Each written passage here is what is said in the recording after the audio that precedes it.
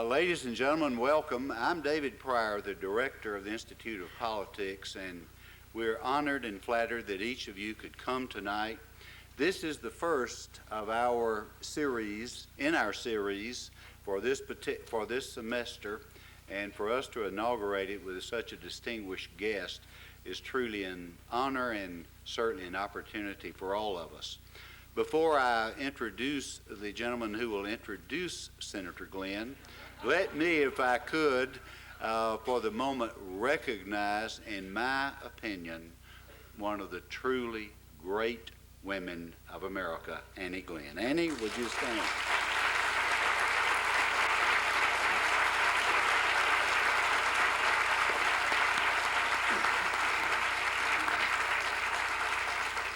Well, we have a lot of wonderful speakers here in the forum. We have prime ministers and secretaries of state and cabinet people and senators and congressmen and governors and all kind of people. But very seldom do we have a true national hero. Tonight, we have an individual.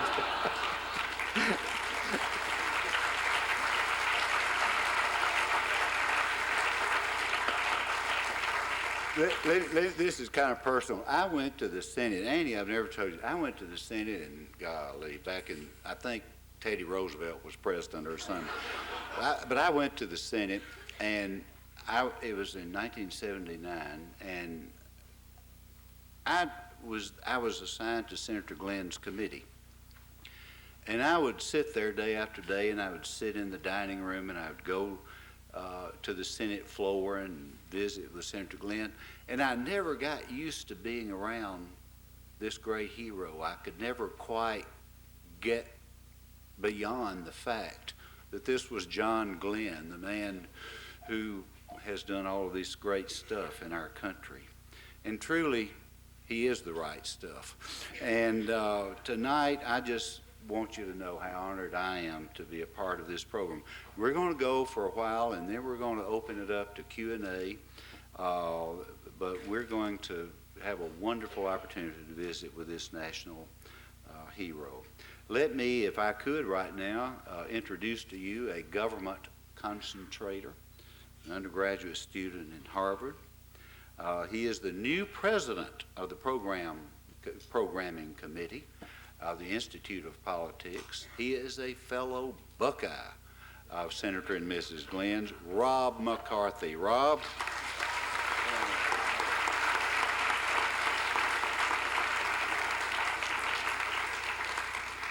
Thank you, Senator Pryor. You're right. I'm pretty proud about being a Buckeye.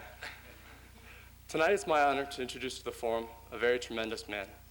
In 60 years of public service, as a fighter pilot, an astronaut, a senator, and then an astronaut again, John Glenn has established himself as a true American hero.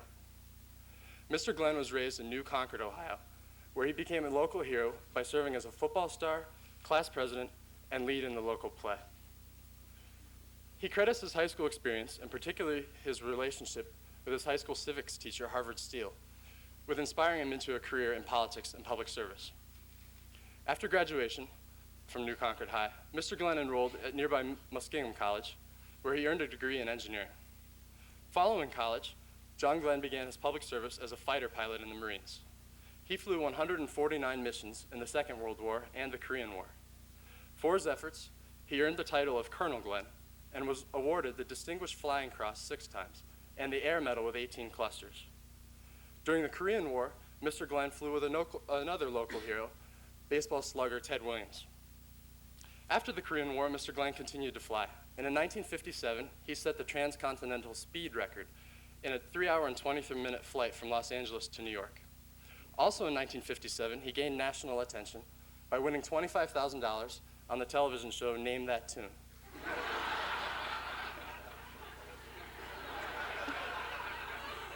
I don't know if we'll get any songs tonight, but he said that he learned how to identify those songs through his experience in many barbershop quartets. So, who knows?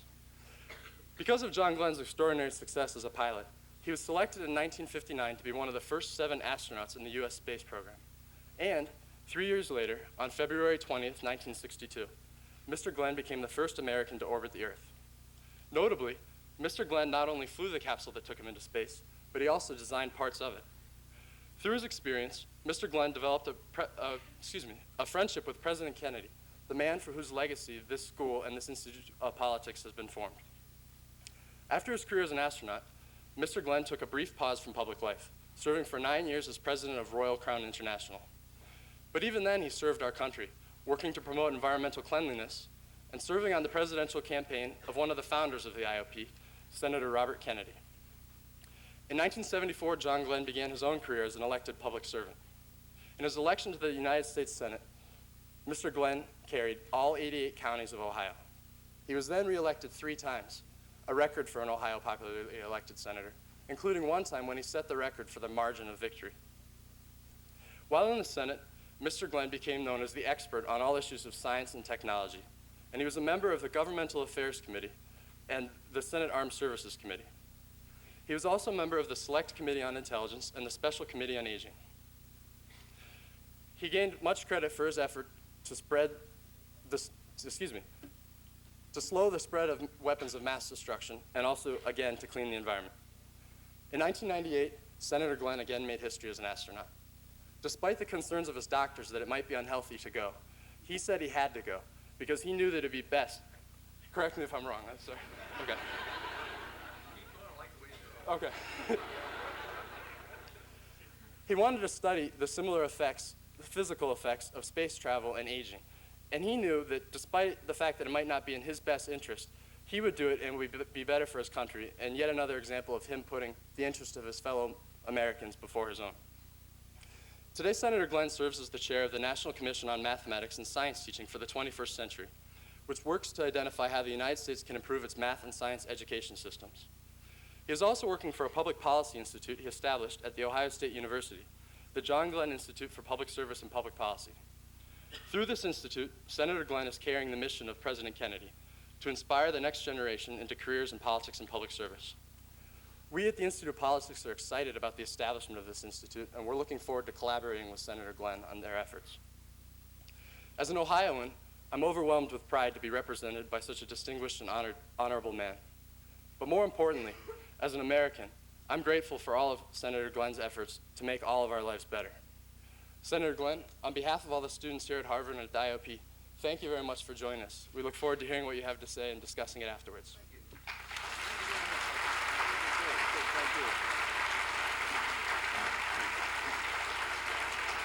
Thank you.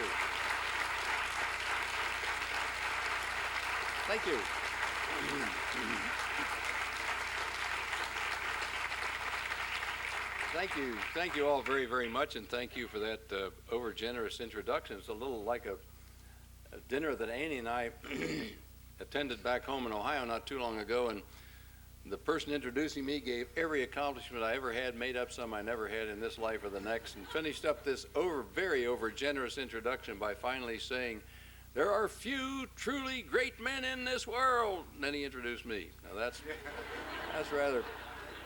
rather heady stuff, and so we're going home that night, and I guess I was sort of still thinking about this and sort of mentally basking in the glow of the introduction, and we're riding along, and I said, "Annie, you know, if you think about it, there aren't very many really, truly great men in this world."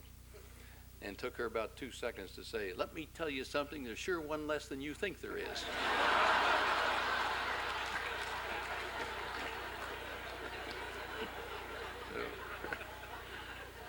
So Annie keeps things, she's already been introduced here, she keeps things in the proper perspective anyway. I apologize for being late. We've been literally in a holding pattern. We were in a private jet. We had to go to a funeral today. I was a pallbearer at a funeral of one of our close friends in Cleveland. And so we had to get a private jet to get here, which we did. And then with air traffic delays, we've been out north of Cape Cod out here, about 50 miles out over the ocean out here in a holding pattern for about the last hour. And so we've been trying our level best to get here. So we came straight here, didn't go to the hotel first. So my apologies for being late. It is a pleasure to be here and be in the Harvard area again here. I did not attend Harvard, but I've been here many, many times at meetings. And our son Dave did go to school here at Harvard and graduated and then went on to med school after that. He's now a doctor out on the West Coast. And our grandson Daniel is graduating from high school this spring, and he's applied here, and he hadn't gotten turned down yet. So we're hopeful that we'll have another family member here come next fall. But anyway, it was suggested that I speak for maybe 20-25 minutes and keep most of the time for Q&A, and I'd like to do that. And there are two areas that give me concern about the future of our nation. And it's concern in spite of the fact we've had so many years recently of just unbelievably good prosperity and economic growth and all of those things, and it's just almost unbelievable. But one of the areas I wanted to talk about you're already familiar with here, and I think some of the studies of our commission have been passed out. Don't know whether there were enough copies for everyone to get one or not, but I know we sent up several hundred of them anyway. And education is of great concern, as it is to everybody these days, but a particular aspect of it is what I'm talking about, not just education in general that so many people talk about during the political campaign and so on, but a specific that I think we absolutely have to deal with. Math and science in our K-12 system, our kindergarten to 12th grade system, I want to talk about that and whether it's adequate to still provide U.S. leadership in the future world that we see coming up.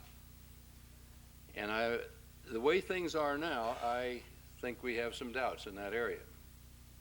Now, the importance of math and science education, if you just think about it, everything that we produce, all the products of our society that go into entrepreneurship and so on, whether it's a microphone, this platform, the chairs you sit on, the floor of this building, the design of it, the transportation, the automobiles, aircraft, communications, houses, lights, power, energy, the military, manufacturing, food, transport, all of our standard of living, everything, comes from a basis in math and science that let people design these new things. There are very, very few vocations do not have some connection with math and science. And we're ahead of the rest of this world because of our math and science excellence and the research that we got from it. And that's been key, as I see it, to letting us leapfrog ahead of the rest of the world in just a short time, tiny little time frame in history of only about 200 years. We're not an old nation by a long shot. Anybody that's in our age bracket, Annie and me, and David's getting there, I think, but we've lived through a third of the history of this nation. Anybody that's in their mid-70s has lived through a third of the history of this nation. And yet in that tiny little time frame of a couple of hundred years, away we went and have world leadership because of the research and all the things that came from that. Well, if it's been good enough in the past, won't it be good enough for the future? Well, not necessarily. Because of two things that have happened. Back just a very few decades ago, only about 2 or 3 as a matter of fact, globalization was still sort of a theory. But that theory has come to pass. And globalization has occurred. And if there's any doubt about it, when you wake up in the morning, you snap TV on, probably one of the first things you see on TV in the morning is not only the quotes from Wall Street, but the Nikkei average, the Hang Seng Index, the Frankfurt quotes, the Zurich quotes, the Eurodollar quotes, right on around the world, and the tens upon tens of billions of dollars following in overnight money or weekly money around the world, looking for places to invest where there is the best area in the world where they're doing the research and have the new ideas and then can put the new plants and have an educated citizenry to staff those plants. And that's occurred. It's occurring right now. So it's not something that is any longer a theory. It's already happened. Now, the world has changed in that regard. We're a one world now as far as these economies go, and we couldn't reverse that if we wanted to. So that's one thing. And the other thing is that, and this is the one that I wanted to talk about first this evening, and that is that other nations are now outdoing us in math and science for our people going through our K-12 system. Secretary Riley, Education Dick Riley, asked me to be chair of a National Commission on Math and Science Teaching for the 21st Century. It was a bipartisan commission, wasn't slanted one way or the other. In fact, by law that David and I helped pass on the Governmental Affairs Committee, as a matter of fact, called FACA, as a matter of fact, you have to have that now. We made it mandatory. You no longer can just form a commission or committee to back up your preconceived ideas of what you want to prove. You now have to make it a legitimate commission that really takes into all, takes in both sides of the political aisle and so on. And so we formed this and had a very good group of people. We had a couple of governors on it. We had leading educators on it. We met for over a year, and that's where this the report came from. Now, some of the things we found were rather interesting. This study was done with 41 nations, and they studied their school systems mainly from K through 12. And we found that the kids in the U.S. rated right near the top of this 41 nation list, up to about the 4th grade. Our kids were in the top 2 or 3 nations in the world up to the 4th grade. Then it drops off, and by the time our kids get out of high school, the averages show that our kids getting out of high school are close to the bottom 2 or 3 nations in the world in math and science. Now, why does this occur? Well, the more we looked into it, the more I think we found some pretty good reasons for this. 1/4 of our math teachers, 20% of our science teachers in high school right now, that's average across this country, are teaching out of field. They never had a major or minor in that subject when they went to school themselves. So they're teaching out of field. We don't have enough teachers, and so maybe you get the assistant football coach. He doesn't have anything to do till spring practice comes around, so he's going to teach algebra. And he's one jump ahead of the kids, if that.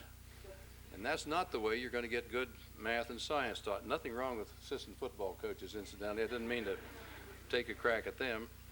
And then 30% of our math and science teachers leave within 3 years once they start, because the pay is low, and so they can probably make more at Dell or Intel or America Online or one of these places will pay them 2 or 3 times more if they're any good. And so away they go. And so it's a real problem right now. Another thing we ran into was a different way of teaching. And for instance, in Japan, there's some very interesting videos of this that Jim Stigler, who's out from San Diego, and he spent several years doing videotapes in different countries around the world studying teaching methods. He went in and had these videotapes running, and they did hundreds of hours of videotapes, then brought them back and analyzed them thoroughly. And it's very interesting, because in our way of teaching math in this country, for instance, the teacher gives it, and you're supposed to memorize this, and you memorize how to do it, and you memorize this and memorize that. And in the Japanese schools, for instance, it's not that way. What they do is they come in, the teacher comes in, the first 20 minutes of the class, she says, here's your problem for the day, and divides the class up into 4 or 5 different groups. And each group is supposed to come up on their own with how they think they can solve this problem. And then she has the second 20 minutes of the class. Ushi over here, come on up to the blackboard and tell us what your group decided how they approached this thing. Well, maybe one of the groups got it. And so then they tell how they analyzed this, what their thinking pattern was to get to that solution. And then they use as an example for the whole class then to think about how you do this. And that's a different way of teaching than we do here. And that's the way they do it. Now we have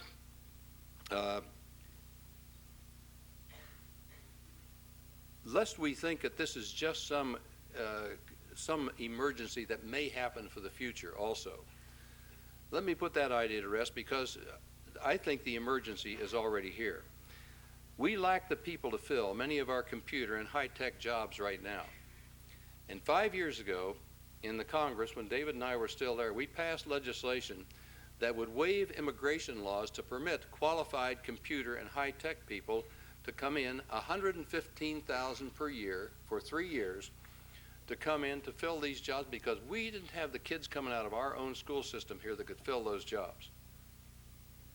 Now this past year, the situation has not gotten better. This past year, Senator Abraham of Michigan was the chief sponsor of legislation to permit immigration of 195,000 people who were highly qualified per year for the next 3 years. And in testimony before the committee, some of the estimates were as high as we have 1 million jobs right now in this country that are above a level that we have people to fill them. In other words, we would like to have people qualified for jobs that are sitting there waiting, and so those are the kinds of jobs that some of these 195,000 people will come in and fill. We have on my commission, we had one of the CEOs of one of the major computer supply companies who said that their company is spending right now $160 million per year to $160 million a year to train employees to bring them up to speed on what they should have come out of high school understanding. So it's reached that kind of level. Now, is this easy to change in this country? No, it's not.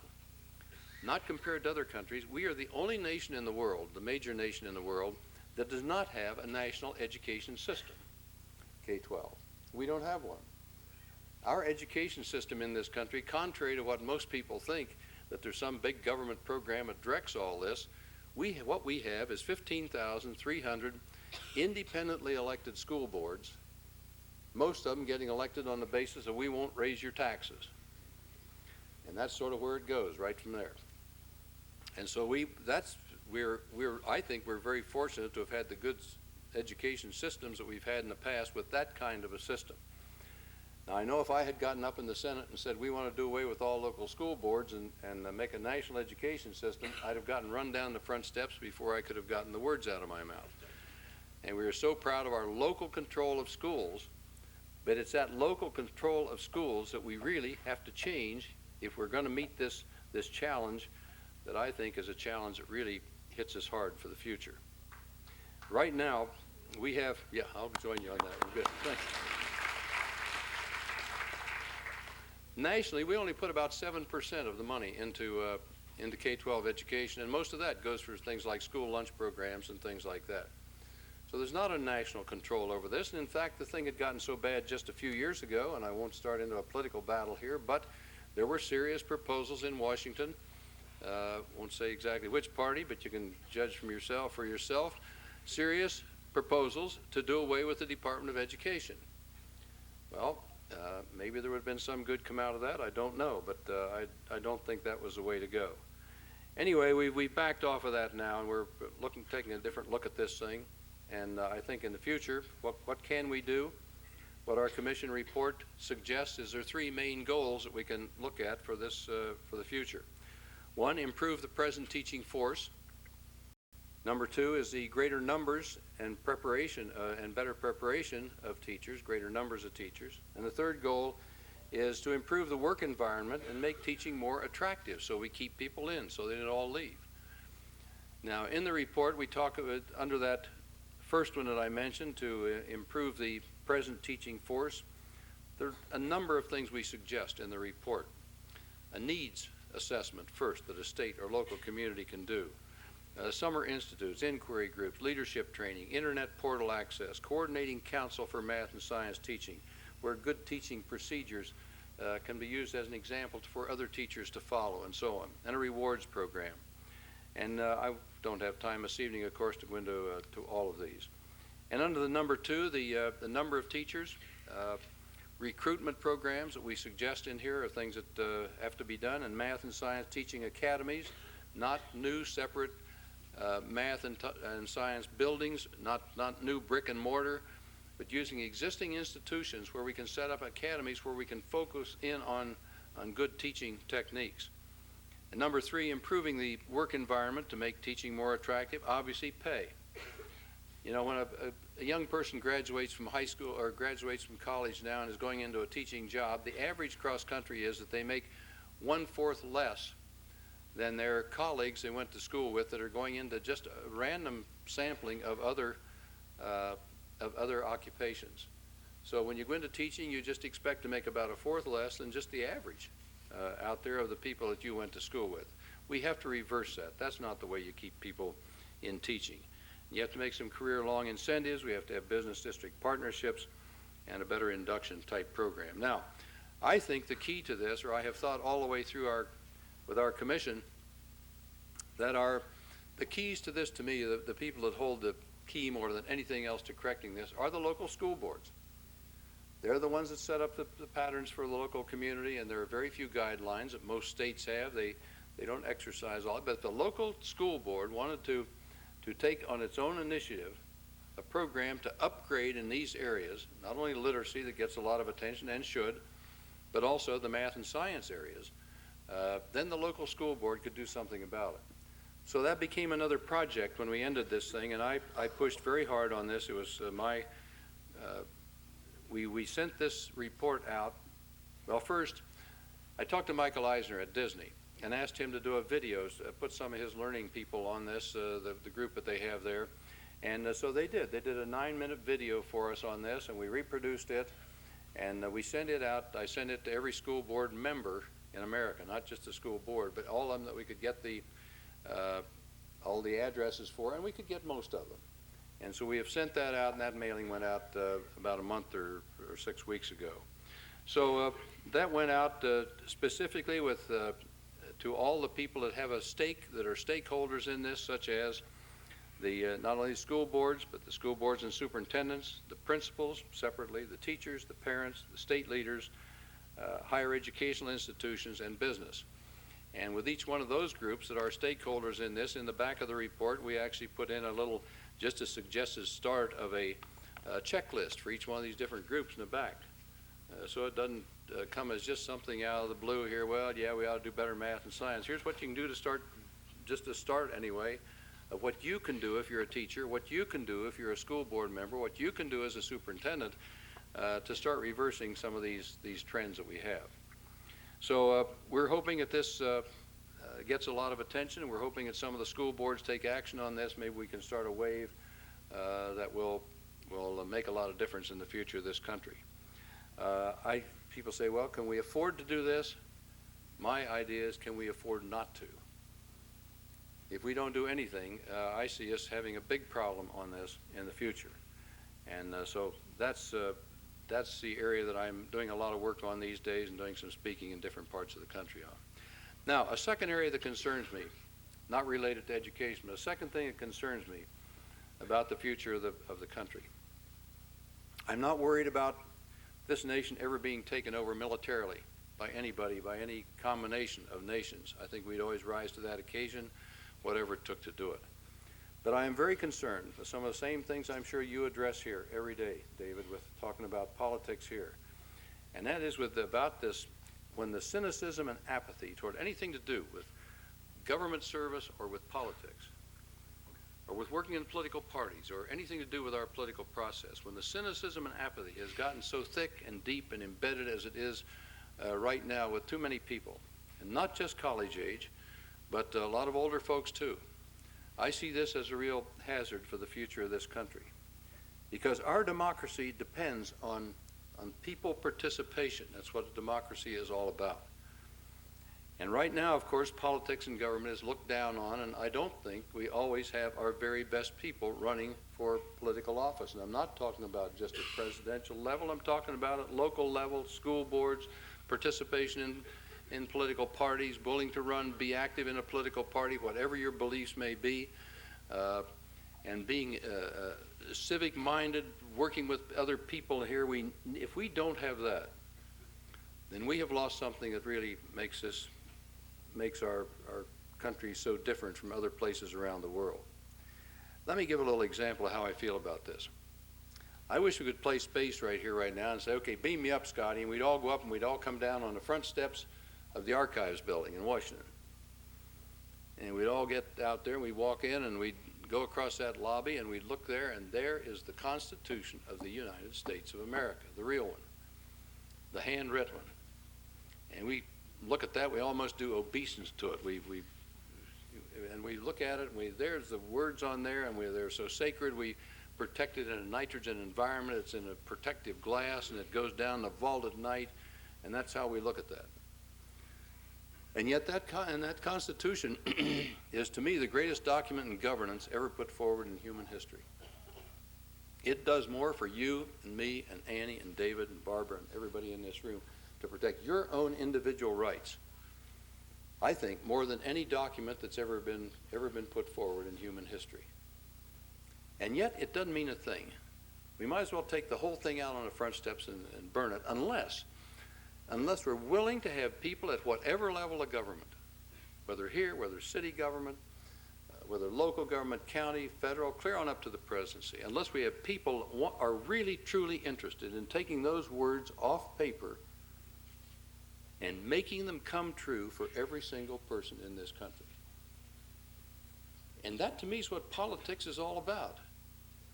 If that's not it, then I've missed something somewhere. And to me, politics is the personnel department for that Constitution. The personnel department for that Constitution. That's where people have to think about that and want to make those words come real for everybody in this country. If that has to be the motivation for getting into politics. If not, if it's just an ego trip, then forget it. But to me, it's the personnel department for that Constitution. Public service to me represents the highest aspiration of government, not the lowest. When I was growing up, there was a little different feeling, I guess, back in those days, many years ago, about patriotism and so on, and it seems to be a little different now. Maybe it's because we haven't had the emergencies that we used to have. My dad was in World War I, came back, and he was so proud of his service over in France, and he was in active combat over there. And then we had the Great Depression come along, where 20% of our people were unemployed, 25%, almost 25% one year, 24.9 actually. And then we had the World War II came along, and then we had the Korean War and the Vietnamese War, and then we had the Cold War that went for so many years. And so people's attention, it seems to me, was focused on something greater than themselves, even though whichever side of whatever argument there was with regard to those emergencies or what you thought about which war or whatever, but there was always some big purpose. And now we've had a run here of such good times in our country that it seems that the attention has turned into me, what's best for me. And all you guys can go shove it, what's best for me, and that's it. And this idea of working together in community and so on, and having an interest in politics with other people and being called to something bigger than yourself seems to have taken a back seat for a while. And I hope that we can reverse some of that. I think we have to, because if it goes on the way it is now, we will not have our better people running for government, running for these offices. We'll not have our better people in our political parties, and the country will gradually go downhill if that's the attitude that we take. You know, we make that Pledge of Allegiance, one nation, we're not going to get divided again, under God. There's a power bigger than all of us, whatever your religious beliefs are. If we can just have sense enough to listen a little bit once in a while, maybe we can get a little direction. Indivisible, and then with liberty and justice for all. Now liberty, what? To run free and rip, tear, snort, go through red lights, whatever I want to do, you know. No, not that kind of liberty. What we're talking about is the liberty of, in this country, the liberty of having opportunity that people have never had before. The liberty of opportunity, the opportunity to get an education, a job, a home, do research, be an entrepreneur, be a business person. Opportunity. That's the liberty. And justice, along with it, justice for all, justice that gives dignity and respect to every single person, no matter what their background is, no matter where they came from when they came to this country. And we're all immigrants or descendants of immigrants for not too long. So that to me is what this is all about.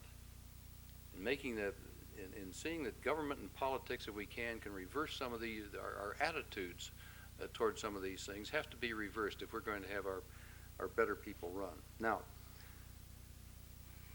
I think we're the only place in the world that has our Constitution that goes to the extent of protecting individuals, the only piece of paper that does it to that extent. I don't think that most of our parliamentary systems go to the extent that we do with our Constitution. That's the reason I feel so strongly about it. But we're into a new time in world affairs. The globalization I mentioned, I think we have to get back on track with our math and science in particular, because it's been the underpinning for all the other progress that we have made. And along with it, I hope that we can still build on this democracy into the future as we have in the past. And I'm sure that all of you studying here, I know you get into the details of all of these things far more than I have mentioned here tonight. But to me, this is a time that it's exciting, it's daunting, it's frightening, and it's challenging in the amount of change we have going on in science and in this globalization. And there have been times in the past when we had that. I've always liked to read Ralph Waldo Emerson. And, there were people in his time doubted whether we should have gone as far as we did with that Constitution. They thought we went a little too far. Maybe we need a little more authority. You can't let all these people go out there and just run wild in this democracy. You got to tailor this in a little bit, and they went too far. And they were having problems back then. And then he wrote a thing once that I thought was very, very good. And I think it applies to this time of ours. It is such an exciting and daunting time, and time of enormous change ourselves. And he wrote, if there is any period one would desire to be born in, is it not the age of revolution, when the old and the new stand side by side and admit of being compared? When the energies of all men are searched by fear and by hope. When the historic glories of the old can be compensated by the rich possibilities of the new era. This time, like all times, is a very good one, if we would know what to do with it. Well, with the kind of studies you're doing here and the kind of education you're getting here and so on, I think we'll figure out what to do with it. Thank you.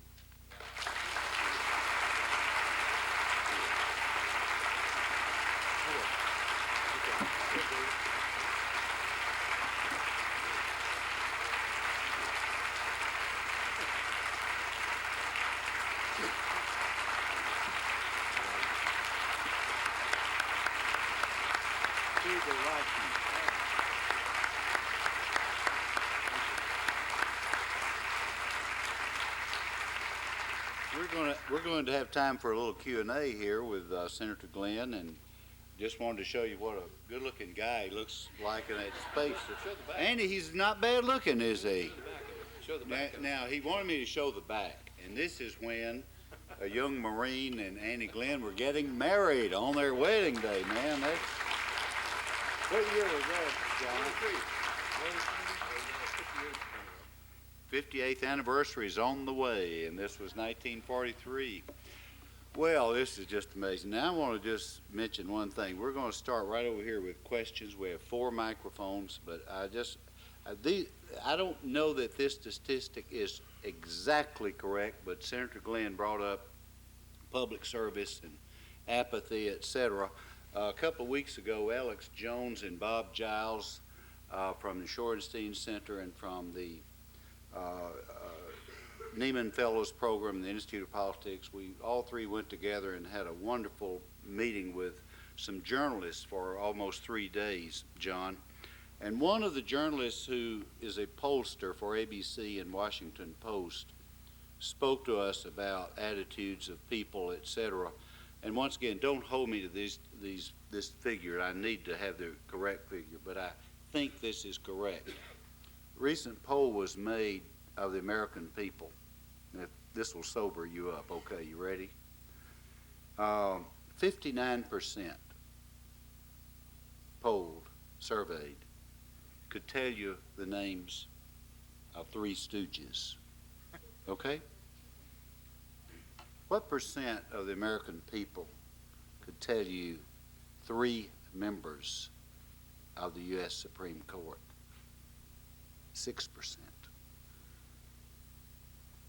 Our work's cut out for us. First question. John, come on up. That number has changed after the Florida situation. It may have. It may have. Maybe not for the better. First, Senator, I want to say it's an honor to have you here, and you are, it's a cliche, but you are a true American hero, and it's particularly inspiring that after all your service in space and in the Senate, you've decided to take on something as important as this issue. So I'm honored just to be able to talk to you. My question is, in looking at the current situation, I wonder if your commission found that why were we at the top in the 40s, 50s, 60s when we were making these tremendous gains in space, and what's changed to bring us to these numbers? You hear we're 15th or 20th. And one thing I should have mentioned on this is not that our kids are getting worse. Our kids are getting slightly better as you go along. They're getting better, better, better. But other nations have seen what the goose was that laid the golden egg, and they're putting all sorts of emphasis on this now. And so they're putting far more emphasis into this area, and they're going ahead faster in their educational processes in math and science, so they're outdoing us. So we haven't gotten worse. It isn't that all at once we just stopped being able to add 2 and 2. We're still going ahead with our math, but we're not going ahead nearly as fast. Other nations are outdoing us. That's it. Thank you. Right over here, sir. Hi, Senator Glenn. My name is Vincent Chu, and I'm a sophomore in the college, and I'm honored again to speak with you today. My question basically regards the unequitable funding of school districts in various urban areas versus suburban areas, which typically have higher property tax rates to go to funding schools. How do you propose to sort of fix this, this pressing issue in terms of this disparity between the two different types? What I'd propose is not saleable, I can tell you that, because I think that's one of the, you've hit on one of the things that's a very key element. The average school, once again, we're back to each school district raising its own money. Now, most states have adopted, as Ohio has, equalizing funds of one kind or another, where you take certain of your tax monies and you put them into a pot, and then that is used to put into the districts to try and equalize things a little bit on what you're talking about, from the rich districts to the poorer districts. But that, in most states, and I know in Ohio, that doesn't make up the difference. And that's the reason why I think we need a lot more funding. Yet if we tried to say we're going to have federal funding of this, well, that'd probably be a scream, because we don't want that much federal money coming in with what type of control that people would be scared of. So it's mainly been left up to states. The now you get back into a problem of the old property tax that's used in most states for supportive education. I think that's the most antiquated, out-of-date way to raise money for schools I can think of. Now, back in the early days of this country, you're establishing schools, okay, that's fine, and there wasn't the NASDAQ and the euro dollar and money floating all over the world in investments and so on, and people that had money had most of it in property, and that was it back in the early days of this country. So that was fair enough. They had a lot of money and they could support the schools, and that was it. So a property tax was put in. Well then, now though, that doesn't cut it now. And so you find property owners that we are no longer just a property economy. We have over 2/3 of our economy now is in goods and services. Property doesn't have anything to do with it. And so here you have about 1/3 in property back here that you're trying to make support everything else. And there have been several states have tried different. Michigan did away with the property tax, I think, and I don't know, maybe somebody here has followed that. I'm sure somebody has. Michigan did away with property tax, I think, or tried to, as their basic support, and tried to take more of their school funding out of general revenue funds. I'd like to see that happen, so that the money is pretty much equal from one kid to another, whether he's in a poor district or in a rich district. If you have the money in a general education fund in the state, and you apportion it out, so much for you, so much for every other kid like that, then the school district has about the same advantage for every kid, or every kid has the same advantage no matter which school district. I said that backwards. Anyway, I'd like to see us go to something like that, and I don't have any answer for it, but I know the present system based on a property tax and these inadequate equalizing taxes are not fair, and the kids in the poor districts do not get a fair shake. They really don't. Thank you Let's very go right up here, and we're doing well about keeping our questions brief, so let's continue that up here. Senator Gunn, thank you very much for coming here to speak with us today and for your critical work with the Commission. It's very, very exciting and seems to be producing good benefits. My name is Harpal Kohli, and in flipping through the Commission's report, I was thinking that throughout my life I've been blessed with especially good science and math teachers. And in DC suburbs and region, we have excellent schools. But it seems to me that my math and science teachers were the best above all. And in thinking of some common trends between all the different excellent teachers I had, many of whom in the summer teach classes for other teachers, I realized that all of them had either master's degrees or PhDs in the subjects that they were teaching. And it seems that to really have a great understanding of what science or math or physics or biology or chemistry really are at their essence, a lot of my teachers picked that up in graduate school. And I was wondering your thoughts on requiring masters or PhDs to qualify as a great teacher. I would love to agree with you and say we ought to make that a requirement. But we can't even get teachers now that we're giving waivers from teachers that can't pass the normal teaching requirements because we're so short of teachers in some of these areas. We have to have somebody to fill in the classroom, and so we're in some states we're actually having people put in classrooms who can't even pass the normal teacher accreditation. So we're a long ways from the ideal that you're talking about. And you came from a good school district, and you had the school district and the people, they got good teachers in. They tried to get people with masters and with doctoral degrees. And you're absolutely right that the level of instruction goes up accordingly. But we're a long ways from having that, from being able to require that. You have some states like North Carolina. Governor Hunt, North Carolina, has really taken the lead in some of this area about qualifying people and making them and getting people to pass the accreditation checks and things like that. But that's just one state. I'd like to see that same kind of thing being done all over. John, right up here. Okay, good. Yes, sir. Hi, Senator Glenn. My name is Adam Fagan, and I'm a graduate student here at Harvard pursuing a special PhD program in biology and education. One of the things that I noticed in flipping through the report, in terms of the list of the stakeholders as well as the members of the commission, one omission seemed to be the scientific community. And I know from my work as a graduate student, it's very hard to get many scientists to care about undergraduate education, much less K through 12 education. I was wondering if you could speak the role that the scientific community and the scientific societies should be playing in advocating for better science and math education at all levels. I think they should be speaking out on it as much as they can and working with the people in the local school districts, working with people in the state legislatures, the education committees of state legislatures. I think that's an effective way to go.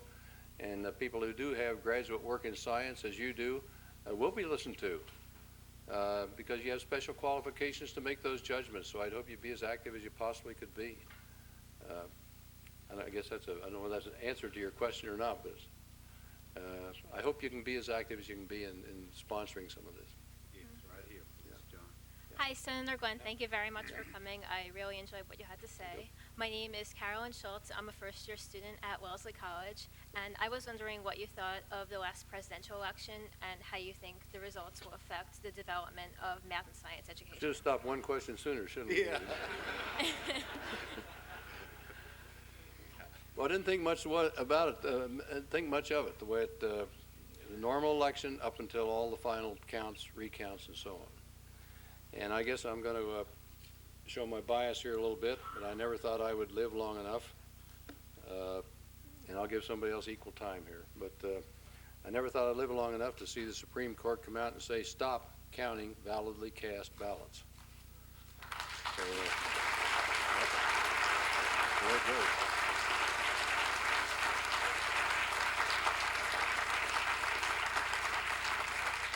But that's behind us. We're not going to reverse it. That decision has been made, and we have a new president sworn in, and he's getting very high marks for his first days in office, and he's a very personable person, and there he's got an experienced team there, and whatever happened in the election, I don't think we just bear grudges and say, and we don't cooperate. That's not the way this country does things. I thought Al Gore's concession statement was very good and expressed the way I felt about it. Let's get on with things. The new president asked several of us, he was sworn in on Saturday, and I was a little bit surprised. I got a call on Sunday when I come down to the White House with several other people, and they said they had several, the staffer laughed and said they want some old wise men. And I said, well, I can qualify for only one of those words. Getting old, but they had several. They had people like Bob Strauss and Dick Moe and Jody Powell and who else was there? Paul Simon and several of us, and it was sort of a general session for about an hour, and so we're glad to give our opinion. Matter of fact, I talked to the president about this very subject, and I took along the copies of reports and the video and gave them to him personally across the table in the cabinet room. So he and his people do have this, and I hope they take some action on it because I think it's so important. Thank you very much. Right here, please, on the right. Thank you so much for coming, Senator Glenn. I'm very inspired, and you've reminded me that I should be proud to be going into the public sector. Good for you. I'm a graduate student here at the Kennedy School, and I'm just wondering how you think we can keep more girls interested in math and science. Oh boy, you tell me. I wish I knew, because I think that is such a fallacy that, girls can't get math, That's ridiculous. I agree. I don't. I don't know, and yet that seems to be the general wisdom is girls can't get math and can't balance their own checkbooks and, you know, whatever. And yet we've had some wonderful scientists that were ladies. There's certainly no genetic reason, and not that I'm aware of, and anybody's come up with. So I don't know the answer to that one. But there's so many opportunities now, and maybe in the old days, if you're going to be a scientist or you're going into something, maybe they automatically look for a guy, an accomplished man with a graduate degree to fill it. I don't think that's any longer true. I think if the women want to prepare themselves, it's like the astronauts. We used to get criticized because there were no women astronauts. Well, at that time there were no women test pilots, and one of the requirements was that women be test pilots. Well, now things have opened up, and we have women as test pilots now, and about 1/4 of the astronaut corps is maybe a little above that now. I think it's like about 28 or 29% are women. And so those scientific positions have opened up, of course, for women who are qualified. So I think things are opening up, and I think any girl that doesn't want to, I'd like to encourage more women into science and math. It's great. Thank you. Yeah. You know, when I went to law school a long time ago, there was one female in our class. And today I think that about 60% of the law school class in our home state is made up of females. So there's a lot of change in the midst. Yes, sir, right up here. Senator Glenn, what I'm afraid of is that the people walking into this room, this is the first time they've ever seen the Glenn Commission report, and I think it's the first time any of us have ever been exposed to things like this. When this came out, the political season was in full force, and it didn't even receive a blip on the national media. How do you expect to put this revolution in education, putting teachers first, getting higher salaries, without anybody in the national media ever picking it up? Yeah, we tried to address that. We had press conferences, we put out press releases, I tried to talk to some of the leaders in press, but you're right, it came out the wrong time. It was right during the final days of we had due to have a report in October, and we had it in, and of course that was right at the height of the political season, so it didn't get some of the coverage I would like to have had it get. That's one reason, though, that I wanted to send it to those that I think can do the best job possible on altering some of these things, and that's the school boards of America. That's the reason that we mailed it out to them, and we've had some good comments back from some of those folks, and I'm hoping that they just take action on it now. So, but you're right. I wish we could get everybody excited as possible about this things, because I think it's very important for the future. If I didn't, I wouldn't have said the things I said tonight. Right up here, please. Good evening, Senator Glenn. My name is Erica Brown. I'm a first-year graduate student at that other little school down the river. Yeah. And I was hoping you might speak a bit to what you feel is the proper balance between inquiry-based science education and the current more factual-based, equation-based, and standardized test-based. You know what? Theoretical, what was your first word? Hands-on, inquiry-based, experiential education. Yeah. Well, isn't there a balance between the two? I don't think it has to be all one way or the other. I think you can use elements of hands-on type experimenting and so on, and then a lot of that is backed up by theoretical. We make our big advances by theoretical advances, like an Einstein or somebody comes along, a new theory or a new engineering principle or something like that. But that even gets into hands-on stuff, because then you take Einstein and you have nuclear energy or whatever, and that gets more hands-on. You're building equipment and so on. Is that what you meant? But more, it seems science teachers these days are held to a fairly strict, standardized test way of teaching. And I was wondering if you had any thoughts of how we might break away from teaching strictly to standardized tests and facts and more to teaching science. Well, you're always going to want some accountability. I don't know how you do that without doing the testing. A lot of criticism of testing, a lot of criticism of teachers these days for teaching to the test. In other words, you don't maybe make the do the broad teaching job you should in the classroom, because you know the test is coming up, and you as teacher are going to be judged too on how well your students do when they come up to doing the test. So a lot of teachers tend to teach to the test.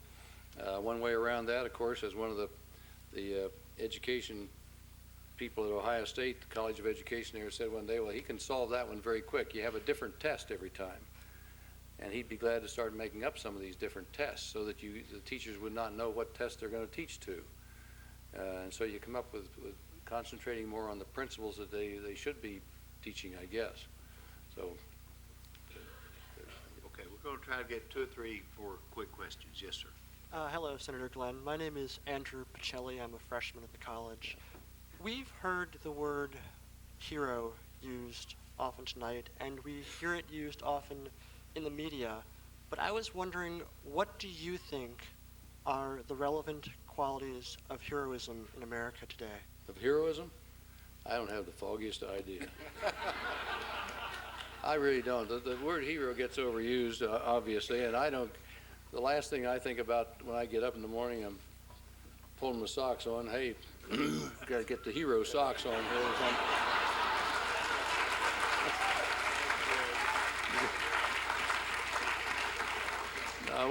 We just get up every day and try and do the best job we can for that day, and whatever you're trying to do that day, and however other people look at you, well, that's up to them. But I don't.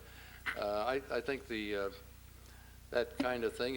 If we're I don't want to downplay this idea that people look at you as someone, a role model or something like that. If you can serve a role like that for some young people and they are encouraged into public service or something because of what David's done or I have done or the successes we've had, well, okay, I don't mind that. That's fine. Well, but Senator... But I think sometimes we get put up on a pedestal here. It's pretty high. What qualities would you like to see in your heroes?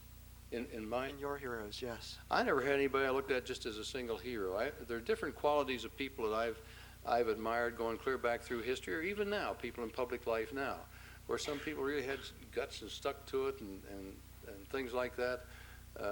Or you go back to a Lincoln and a Washington, people like that, obviously, who through the years have a certain mystique, and you admire that thing, or I admired Lindbergh for being willing to go across the Atlantic and so on.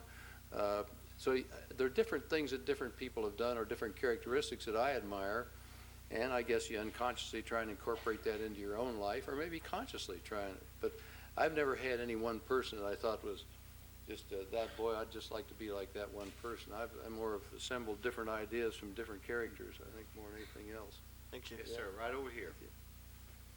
Yes, sir. Senator Glenn, Sorry, go ahead. you spoke a great deal about approaching the problems in science and math education from the teaching side, but I was wondering how important do you think it might be to approach the problem also from the side of the students, especially since it seems that a lot of students nowadays even look down on people who are good in math and science and call them nerds and find the subject boring.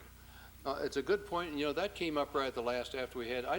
Maybe we should have addressed that in this thing a little bit too, and challenged the students themselves a little bit. We didn't do that. We had a little discussion about that. The last meeting, the report was pretty well put to bed by that time. That's a thing that we ought to look at too.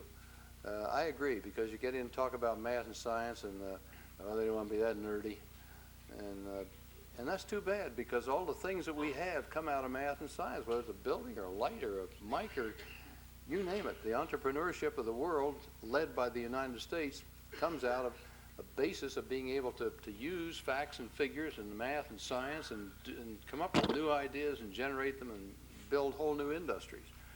And so it's not something that's nerdy at all. It's something that is very, very challenging, very satisfying when you get into it too. It's a good point. Thank you. We maybe should have had something in this. Yeah. Senator Glenn, you spoke a lot about young people not being involved in politics now and how it's sort of going down. I don't have any figures to give you, but I know from personal experience that a lot of young people are very active in their communities, doing things like tutoring young people at schools or working for the Red Cross, something like that. And I only know 1 or 2 people who have volunteered for political campaigns or something of that sort. Why should young people devote their times to politics rather than these other community? I think it's a balance. I think it's great that we have an increase, as we're having almost all over the country, in young people being willing to do community projects and things like that and help the poor and so on. Maybe one answer would be along this line, though. I was out at Stanford about 1.5 years ago, and I was talking to the people out there out of the Haas School, which takes a lead in community projects and things like that. We had about 100 kids, and they were very bright people. And I was meeting with them, and I asked them if and they were taking great pride in the fact that all the projects they had running over in East Palo Alto, which is a poor area. Any of you from that area, you know about East Palo Alto over there. And so they'd been sponsoring programs of legal help and food help and a shelter and all sorts of things over in that particular area. And I said, well, how long has this been going on? Well, this has been sort of a project of the university there that's been carried on for some time. And I said, well, how many of you, and this was about 100 of them, and I said, how many of you would be willing to say right now that you'll run for public office sometime? And nobody put their hand up. And I said, well, how many would say that you would not, let's just say that you'll say that you would consider it sometime. And only 3 out of this about 100 put their hands up. They said, well, how are you going to solve the problems of East Palo Alto if they're not political in nature? They've been going over there for generation after generation after generation of Stanford students and doing good stuff with the people over there, but not solving the basic problem that could be solved if you had a new water system, a new sewer system, and some housing over there, and some tax rebates on some community stuff so they can build some decent place for people to live and things like that are part of our political and government process. And to me, that's the crossover point. I think it's great, all the projects that are being run and things like that, but I don't think this democracy, if it goes on indefinitely, is not God guaranteed into the future unless we have people willing to really work at a democracy, which means everybody is supposed to make decisions and be part of this decision-making process. And that includes doing things that help people too, and keep up with the community projects, and bless your soul for doing them. But I just hope that you also get over into this other area where we're doing things all together that benefit all of our lives and our communities and our states and our nation. This lady right here has been standing ever since we started. Go ahead, please. One Hi. final question, I think. Senator Glenn, you knew my grandparents, Bob and Catherine Hack, down in Potomac, and were very influential on me growing up. I'm at the Harvard Business School right now, and I'm dialoguing with some nonprofits. Teach for America, for example. What role do you see nonprofits in terms of both increasing in-field math and science majors, as well as filling the gap somewhere, and in terms of funding and sustainability? It's not political per se in nature. Well, I think the nonprofits are, depending on what nonprofits you're talking, there are nonprofits all over the lot with different purposes, of course. And the tax laws that make them nonprofit, they have to have some public good. Most of them, I think, hooked up with. Don't remember the language of that. You're the lawyer, David. Okay. I'll think of it. Yeah, okay. But I see, there may be a greater role for the nonprofits now. And some of the things President Bush has talked about recently about the faith-based things may carry over into some of the nonprofit areas also, about encouraging them more to do more things. Is that what you meant? Yeah. Okay. Thank you. Good. Thank you. Y'all, it doesn't get any better than this. Who is it? Right here? Yes, sir. Go ahead. This will be the final one. Right, yes. All right, yes. Mr. Glenn, Mr. Glenn, I'm honored to listen to a speech by a national hero like you. Yeah. For the first time in my life, I think. I don't know. I've probably listened to speeches by other national heroes in my life, but tonight I'm honored to listen to a speech by a national hero like you. Thank you. Thank you. Appreciate that. And a spaceman too. Thank Yeah, you. great. Thank you. Can I say something to you? Okay. Thank you. Thank you for getting up. You got a problem speaking, right? My wife Annie most of her life was an 85% stutterer. She 85% of the words she would try and say, she stuttered, couldn't get them out, would hang up, have a problem with them. She had some great, they had a new project down at Hollins College at Roanoke, Virginia back some years ago, about 20 years ago now, 25 years ago, that she went down, a new theory on stuttering and how to treat it. And it worked with her, and she still has to work at it. But I'm sure she'd like to talk to you here a minute if we get done here. Actually, it's a mild problem. I never used to stutter before. I'm getting help with it. Good for you. Very good. Good. Face it, good. Don't hesitate to get up and do what you're doing right now. Also, sir, Yes. when I did a project on airplanes when I was at school in England, I mentioned you going to space. All right, good. Thank you. Sure. Good to talk to you.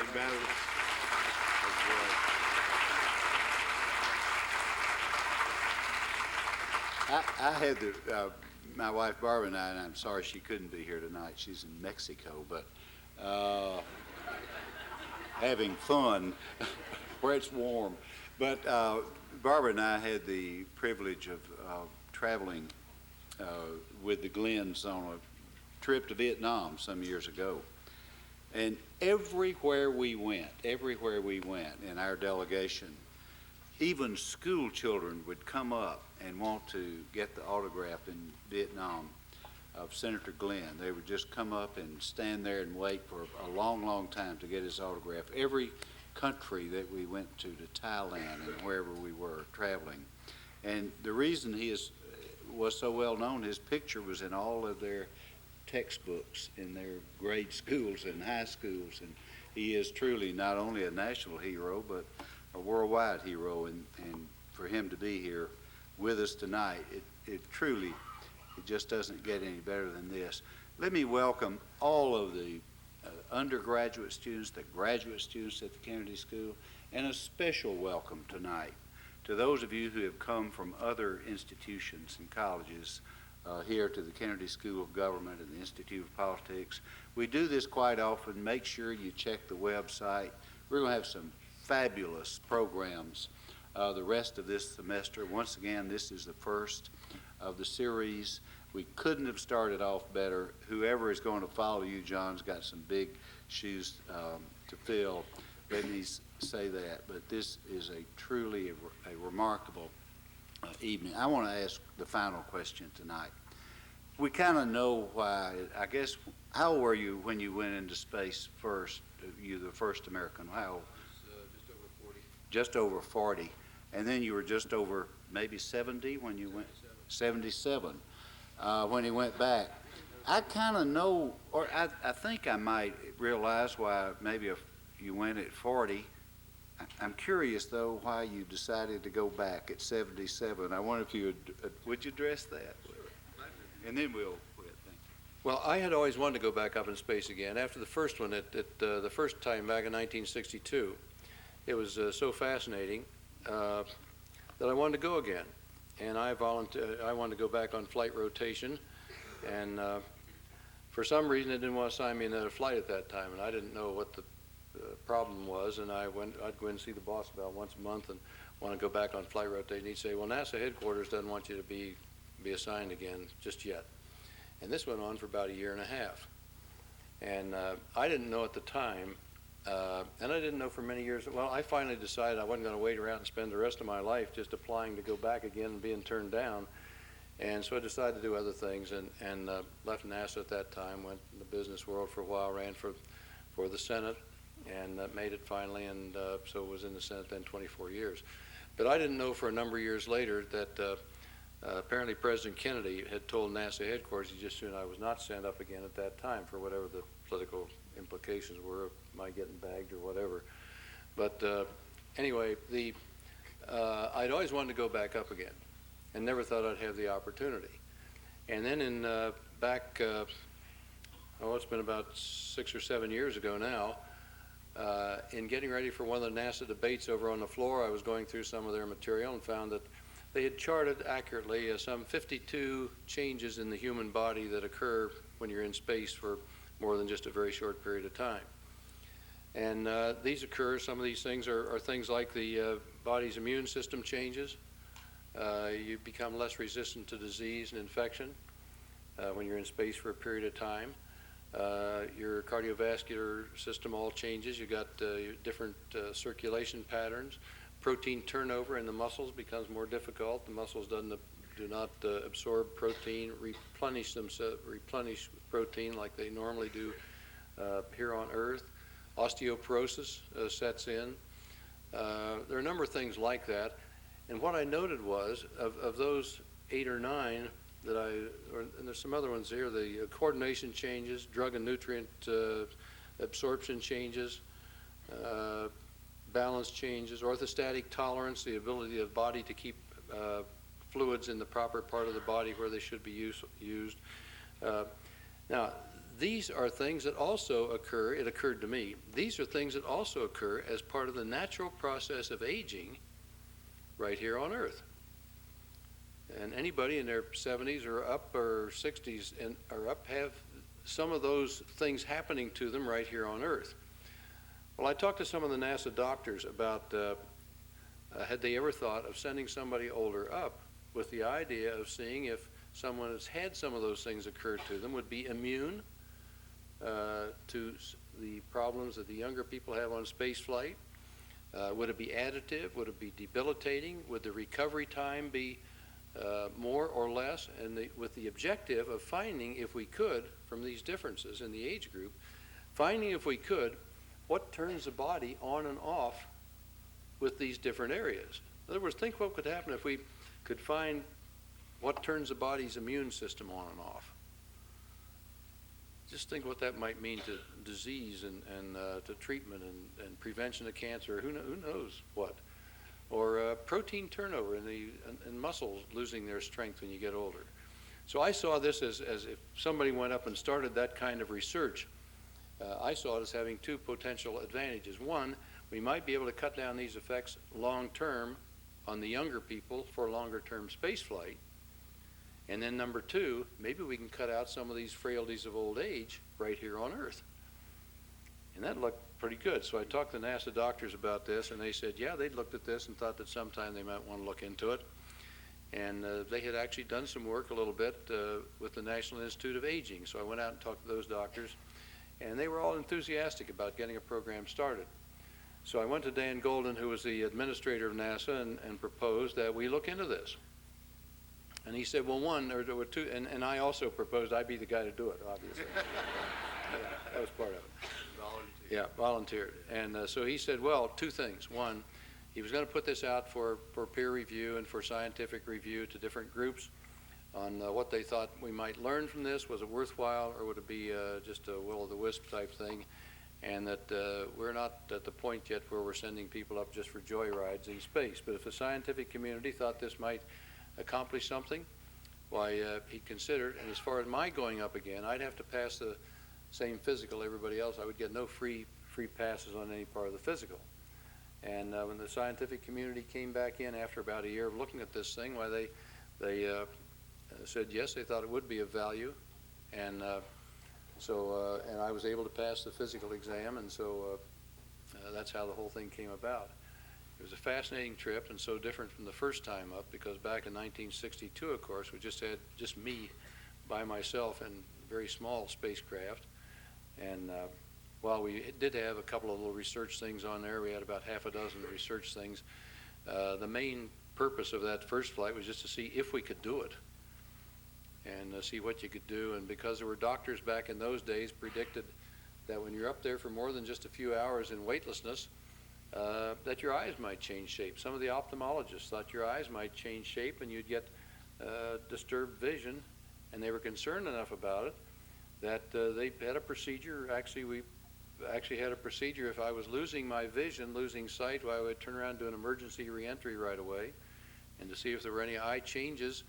If you're ever down at the Smithsonian Institute in Washington and see the little spacecraft Friendship 7 in there in that main hall, bend over and look up at the top of the instrument panel, because the little eye chart that I used is still there on the instrument panel. And it's a little miniaturized thing with different size letters, and I was supposed to read that every 20 minutes during flight. And seeing if I was beginning having trouble seeing it, or I could only see the bigger letters, whoop, we got to see how fast this was occurring. And was it serious enough that we better get this thing back down before I got in trouble? Another one was some of the doctors predicted back then that when you're in weightlessness for a period of time, or microgravity, that you're going to have such much more random movement of the fluids in the inner ear than you get normally in a G environment, and that this was going to make you so nauseous and vertigo you wouldn't know what you're doing. And so that was another one that was had to put to rest. So those were some of the things that were of major concern back in those days. Now, on the second flight, we had 7 people on board, which I was one, went out of a crew of 7. And in the meantime, we'd had over 120 manned space flights, so all these things about eyeballs and ears and things like that, those things have been put to rest through the years. And we had 83 different research projects on this one flight. And it was fascinating. And so I enjoyed it for two one, it was just great to go up there again and just go out, be able to look out and see things and experience weightlessness and be up there with a whole crew. And this time, of course, I wasn't strapped down into a contour couch. This second time, I was free to float. And that's, we could talk all night about that one, because that's great. You know, if we were all in spacecraft right now and I just hopped a little bit like this, I just slowly float right on up the ceiling, push off up there and go across there, and that's fun. That really is.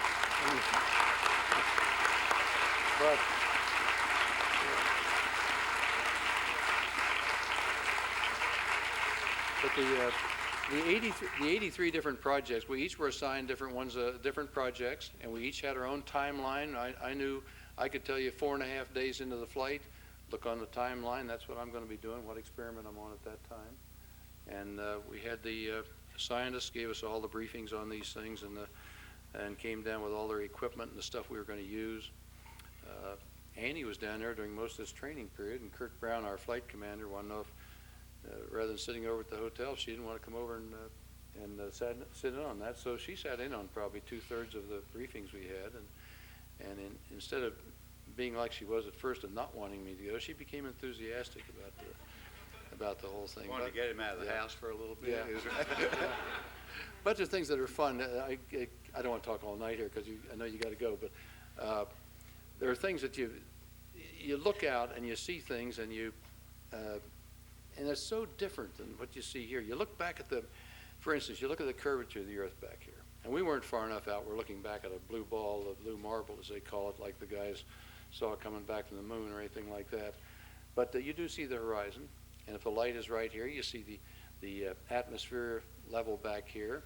And what a thin little atmosphere we live in. And let me illustrate this. If I put my hand above my head like this, that'd be about 80 inches. And let that be the diameter of a globe. And that means each inch would equal about 100 miles. Now, most of you have probably flown on a jet airplane. Most of you have probably been up around 40,000 feet or so. Well, 40,000 feet, you're above 80% of the Earth's atmosphere at 40,000 feet. That's hard to believe, but you are at 40,000 feet above 80% of the Earth's atmosphere. Now, on this globe, our 80-inch diameter globe here, that 80% of our Earth's atmosphere applied to that same scale is less than 1/10 of an inch. In other words, 80% of our atmosphere on a globe like this is 1/10 of an inch. We don't live in a layer. We live in a film that sustains all life here, and we better not goof it up, or we got trouble. Yeah? Let people go. Oh, one other one. I think you'd get a kick out of this. This is really fun. When you're up there, before you're going to go to bed at night and get into your sleeping bag, which is tethered with bungees, so you just float in the middle, zip the thing up.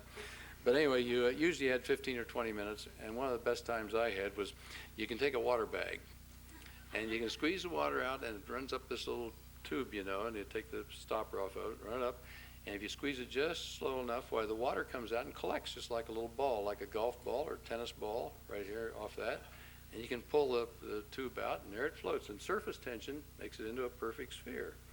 And you can blow on it like that, and it'll go ripples around it, and it'll stop, and you can blow it, and it'll go floating across, and somebody else can blow it, and it'll come back over towards you. But this is I thought this was pretty cool. One night I had put the straw back into that thing I was playing with and blew a bubble in the middle of it. And so I had a water ball with a nice bubble in the middle of it. I had been drinking some grape juice, and so I took the grape juice and put grape juice in. So I had a beautiful water ball with grape juice color and a bubble in the middle of it. So you get to do some things like that up there too. Thank you.